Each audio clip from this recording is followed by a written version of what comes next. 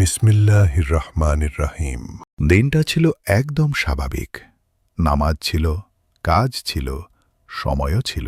আমি বলতাম, আরেকদিন, আজ না, কাল করব। পাপটা বড় ছিল না, কিন্তু নিয়মিত ছিল। আর নিয়মিত পাপ ভয়ঙ্কর হয়। ভেতর থেকে কেউ বলতো, থামো।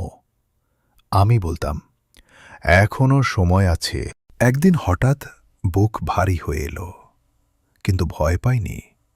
আমি বলতে চাইলাম, লা ইলাহা ইল্লাল্লাহ, কিন্তু জিহ্বা নড়ল না। আমার চোখের সামনে সব ভেসে উঠল। সময় নষ্ট, তওবা পিছানো, অবহেলা। ঘরটা হঠাৎ ভারী হয়ে গেল। আমি একা ছিলাম না। আমি চিৎকার করতে চাইলাম, হে আল্লাহ, ক্ষমা করো। কিন্তু সময় শেষ। যে দরজা সারা জীবন খোলা ছিল, সে দরজা বন্ধ হয়ে গেল।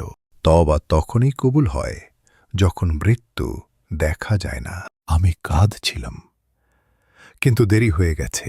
আমি বুঝলাম, আজ আমার গল্প শেষ।